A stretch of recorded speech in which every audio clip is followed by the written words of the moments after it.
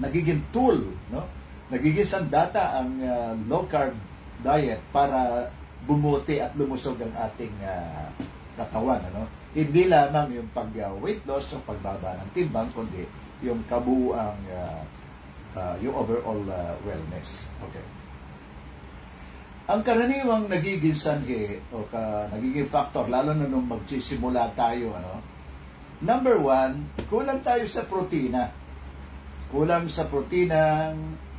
tayo both protein and fat. Kulang tayo sa kinakain na protina at fat. Bakit ganon? Ano? Sa aking evaluation, ganito culturally, ang Pilipino kasi ay, number one, ang Pilipinas is agricultural country. Being an agricultural country, the big majority of the population, at least on the average, more or less 75% ng population ng Pilipinas, lalo na nung panahon ng 80s, around 75% yan ng population ay mga magsasaka. So ang ating mga origin, ang mga magulang natin, mga lolo, lola, ang ating angkan ay mga farmers. So kapag ka farmers ang ating environment, natural, dominant doon sa ating food supply ay mga vegetable. At therefore, ang mga mamamayang Pilipino, majority niyan ay kumakain ng gulay, sanay na kumain ng gulay. Of course, liban pa sa pananaw na ang gulay ay napaka-healthy. Yun ang natutunan natin, napaka-healthy, punong-puno ng sustansya at mga vitamina at mineral, lalo na ang mga green leafy vegetable. So naikintal sa ating isipan yung ganon na mga pananaw at nakagis ng paraan ng pagkain natin, ano? Okay. Kaya nung pumasok tayo ng low carb living sa pag-practice ng pag-low carb ay at inaalaw naman ang ilang mga gulay na low carb ay inaalaw naman sa atin na kumain nito. Kaya kapag tayo ay kumain na ng low carb diet natin doon sa ating plato, mapapansin nyo mga ka-low carb, kung hindi man 50%, around 70% or 80% ng laman ng plato ay gulay. Mga vegetable yon.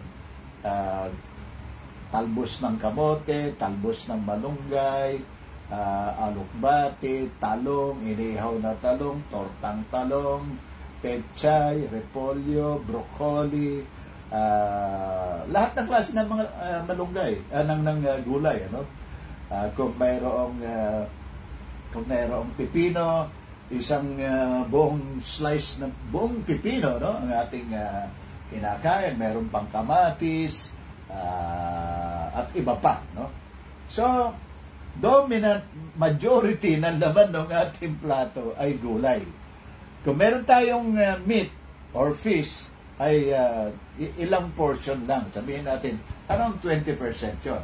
So, kapag kinakain natin yon araw-araw, ang laman ng ating bituka, 80% ay vegetable, 20% ay karne or protina. No? So, yun ang nagiging tendency natin, mga ka-low carb. No?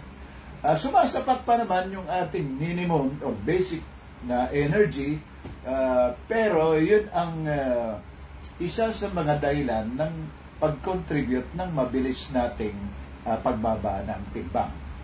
Liban pa siyempre yung doon sa early stage natin ay natatanggal kaagad sa unang 2 linggo ang water doon sa ating katawan at susunod doon ay yung pag-alis na ng taba. No? Tubig muna, tapos taba na ang kasunod na nawawala sa atin over time sa period ng 6 months hanggang sa 1 year. Okay. Ang mag-comment ang mga ka-low carb natin, ano, kung ano ang kanilang take dito sa tinatawag ko na kulang sa protina. ang kanilang kinakain sa kabuuan. Ano? Okay, pagka ganun ang nangyari, ganun ang iyong pattern ano, sa iyong pagkain sa araw-araw, sabihin natin sa unang 3 buwan, 6 na buwan, at hindi mo pa rin natututunan, ano? Hindi mo pa rin nauunawaan na ang pagkain ng ang ating pangunahing pagkain dito sa low carb ay fat and protein. Secondary ang iba pa. Fat and protein, kasama dyan ang karne, isda at itlog at mga taba ng hayop. Yun ang mga pangunahin nating pagkain para sa ating sapat na energy at muscle repair. Muscle growth at muscle repair. Yung silbi ng mga protina na yun. Ano? Okay. At ang magiging itsura natin yan ay ganito. Meron tinatawag na mga kalokard Ang termino doon ay yung catabolism. Ang catabolism ay kapag kulang ang protina mula sa pagkain, ginagamit ng katawan natin ang mga muscle upang makuha doon, ma-extract doon ang mga amino acids na kailangan ng katawan natin to convert into our metabolism and overall energy. No? Catabolism. Isang process yun na nabe-break nila yung ating mga kinakain.